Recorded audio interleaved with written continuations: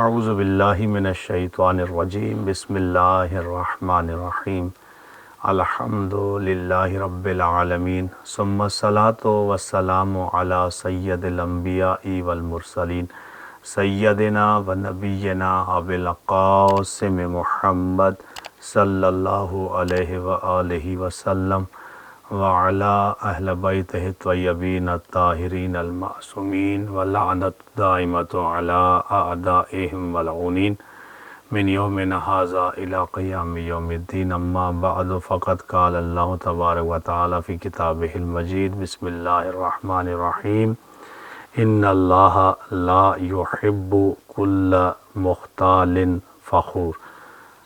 جیسا کہ پروردگار عالم نے ہمیں یہ توفیق بخشی ہے کہ ہم ماہ رمضان میں عبادات الہیہ کو انجام دے رہے ہیں، اور یہ درس جو ہے بائیس ٹی وی کی جانب سے تمام سننے والے ناظرین کی خدمت میں یہ درس پیش کیے جا رہے ہیں۔ اللہ تعالیٰ تمام سننے والوں کو اور بائیس ٹی وی کے تمام اراکین کی توفیقات خیر میں اضافہ فرمائے۔ آج کی ہماری گفتگو تکبر کے موضوع پر ہے کہ انسان غرور اور تکبر کر کے خود کو ہلاکت میں ڈالتا ہے، اگرچہ انسان کو اللہ اس چیز سے منع کر رہا ہے کہ یہ انسان غرور اور تکبر سے بچ جائے۔ اور جو میں نے سرنامہ کلام میں آیت پڑھی ہے، سورہ لقمان کی آیت ہے کہ جس میں پروردگار عالم ارشاد فرما رہا ہے ان اللہ لا یحب کل مختال فخور۔ اللہ فرماتا ہے بے شک اللہ ہر تکبر کرنے والے اور فخر کرنے والے کو پسند نہیں کرتا۔ یعنی انسان فخر بھی کرتا ہے، انسان تکبر بھی کرتا ہے، اور اللہ کو یہ چیز پسند نہیں ہے۔ اور مومن وہ ہے کہ جو وہ کام جو اللہ کو پسند نہیں ہے وہ انجام نہیں دیتا، بلکہ وہ کام انجام دیتا ہے کہ جسے اللہ پسند کرتا ہے، جسے رسول اکرم حضرت محمد مصطفیٰ صلی اللہ علیہ وآلہ وسلم پسند فرماتے ہیں، وہی مومن کام کرتا ہے۔ اطاعت خدا، اطاعت رسول اور اطاعت معصوم یہ ہے کہ وہ کام کیا جائے کہ جس میں رضائے پروردگار ہو، نہ کہ معصیت خدا، معصیت معصوم ہو۔ تو اللہ نے فرمایا کہ بے شک انسان وہ انسان جو تکبر اور فخر کرتا ہے، اللہ اس پسند نہیں کرتا۔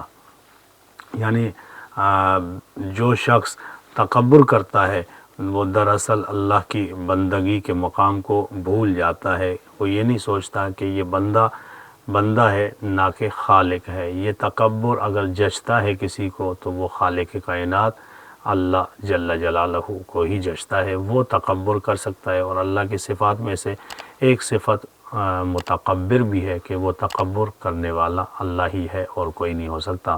اور اسی سلسلے میں سورہ زمر میں پروردگار عالم ارشاد فرماتا ہے الیس فی جہنم مثوی للمتکبرین۔ جیسا کہ پروردگار عالم نے سورہ زمر میں ارشاد فرمایا الیس فی جہنم مثوی للمتکبرین۔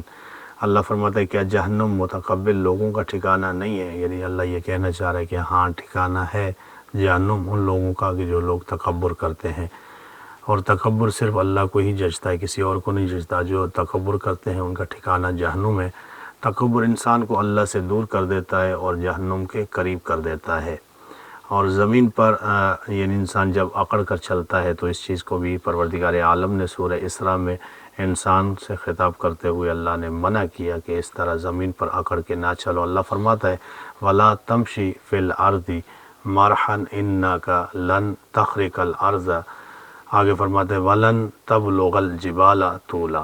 اللہ فرماتا ہے زمین پر اکڑ کے نہ چلو، یعنی انسان اکڑ کر چل رہے ہوتے ہیں۔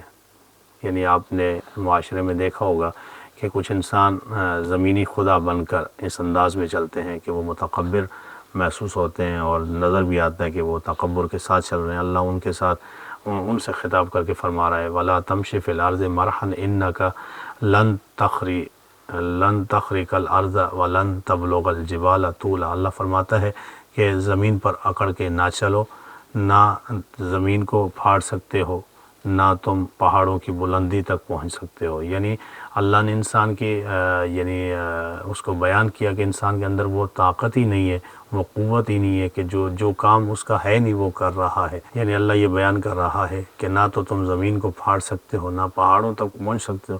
اس کے باوجود تم وہ کام کر رہے ہو کہ جو تمہارا کام نہیں ہے۔ یہ کام جچتا ہے صرف پروردگار عالم کو کہ زمین پر اکڑ کے نہ چلو۔ تو انسان کی حقیقت جو ہے وہ کمزور ہے، اسی لیے وہ تکبر بے معنی ہے۔ یعنی انسان جب کہ کمزور ہے تو تکبر جو ہے وہ بے معنی ہے، کیونکہ اللہ فرماتا ہے وَخُلِقَ الْإِنسَانَ ضَعِيفًا، ہم نے انسان کو کمزور بنایا ہے۔ انسان کی خلقت ہی کمزور ہے، پھر وہ ایسا کام کیوں کرے کہ جو اس کے لیے بنا ہی نہیں ہے۔ اور اسی سلسلے میں رسول اکرم حضرت محمد مصطفیٰ صلی اللہ علیہ وآلہ وسلم فرماتے ہیں لا يدخل الجنت من کان فی قلبہ مثقال ذرۃ من کبر۔ رسول اللہ نے اس حدیث میں ارشاد فرمایا کہ جس انسان کے دل میں ذرہ برابر بھی تکبر ہوگا وہ جنت میں داخل نہیں ہوگا۔ لا يدخل الجنہ، یعنی وہ جنت میں داخل ہی نہیں ہوگا کہ جس کے دل میں ذرہ برابر بھی تکبر ہوگا۔ اب ہمیں دیکھنا چاہیے کیا واقعاً ہم کسی بات پر غرور کر رہے ہیں، کیا ہم فخر کر رہے ہیں، کیا ہم تکبر کر رہے ہیں، یعنی کیا ہمارے پاس دولت، شہرت، علم آ جانے کے بعد کیا ہمارے مزاج کے اندر تبدیلی آ گئی، کیا ہم نے لوگوں سے ہاتھ ملانا چھوڑ دیا، لوگوں سے یعنی کسی بھی حوالے سے اگر ہمارے اندر تکبر آ گیا ہے تو رسول فرما رہے ہیں لا يدخل الجنہ، وہ کبھی جنت میں داخل نہیں ہوگا۔ کیونکہ مومن چاہتا اسی لیے کہ یہ عبادات الہیہ کو انجام دے، یہ علم دین حاصل کرے، اس پہ عمل کرے تاکہ اللہ ہمیں جنت عطا کرے۔ اور جنت اسے نہیں ملے گی کہ جس کے دل میں ذرا برابر بھی تکبر ہوگا، یعنی جس نے تکبر کیا وہ جنت میں نہیں جائے گا۔ اسی سلسلے میں امیر المومنین امام علی بن ابی طالب علیہ السلام فرماتے ہیں آفت العقل الکبر، مولا فرماتے ہیں کہ عقل کی جو آفت ہے وہ تکبر ہے۔ یعنی جو انسان تکبر کرتا ہے، وہ عقل مند انسان کا کام نہیں ہے تکبر کرے، بلکہ عقل تو انسان کو اس مقام تک پہنچاتی ہے کہ جو مقام بلند ترین مقام ہے، انسان کو اعلیٰ علیین تک یہ عقل لے جاتی ہے۔ اور پھر متکبر انسان نصیحت کو بھی قبول نہیں کرتا۔ جو متکبر لوگ ہوتے ہیں آپ انہیں کتنی بھی نصیحت کریں وہ قبول نہیں کرتے۔ اسی سلسلے میں چھٹے امام جعفر صادق علیہ السلام نے فرمایا ما من رجل تکبر الا لذلۃ وجدہا فی نفسہ۔ مولا امام جعفر صادق علیہ السلام نے اسی تکبر کے سلسلے میں فرمایا کہ کوئی شخص تکبر نہیں کرتا مگر یہ کہ وہ اپنے اندر کسی کمزوری کو چھپانا چاہتا ہے۔ یعنی تکبر کرنا انسان اپنی کمزوری کو چھپانے کے مترادف ہے، تبھی وہ کمزور ہو کر بھی وہ تکبر کر رہا ہے اور اپنی کمزوری کو چھپا رہا ہے۔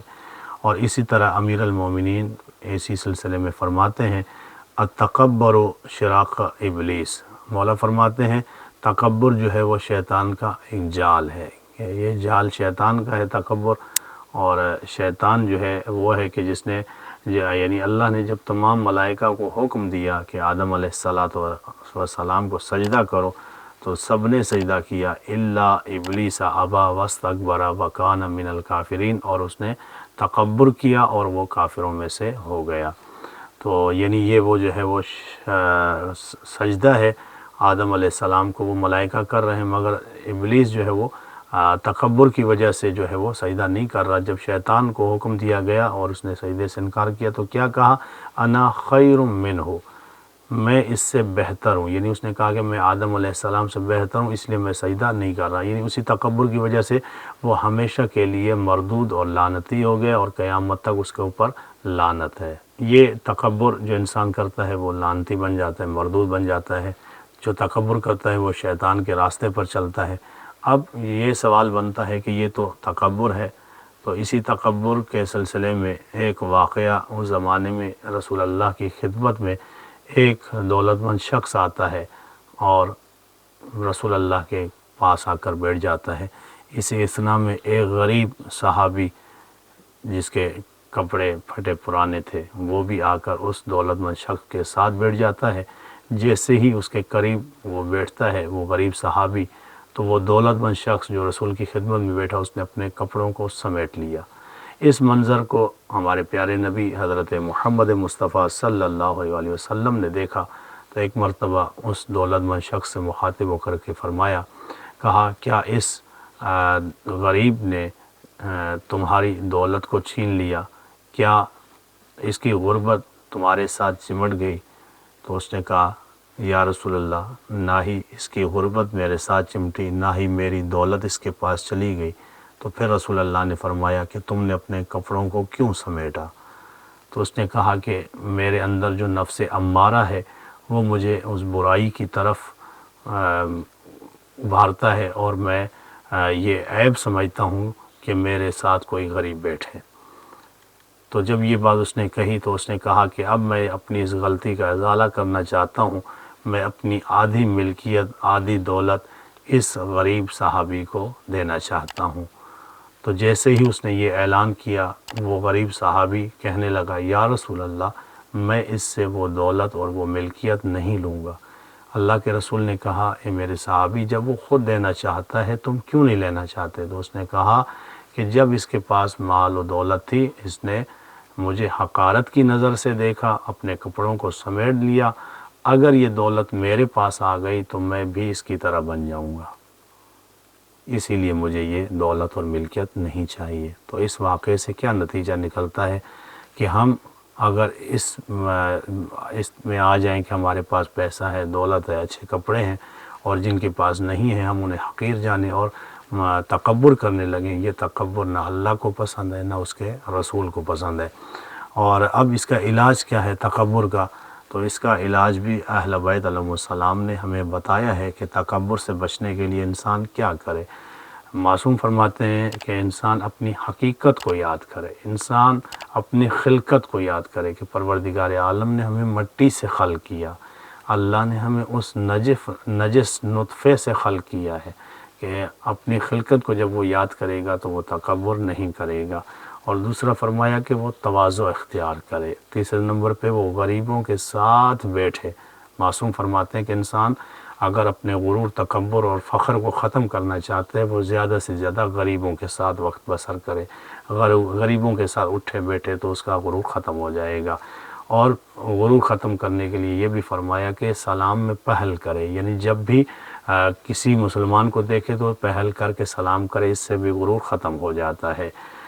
اسی دعا کے ساتھ اللہ تعالی ہمیں ان تمام باتوں پہ عمل کرنے کی توفیق عنایت فرمائے۔ اللہ ہمیں سیرت معصومین علیہ السلام پر چلنے کی توفیق عنایت فرمائے۔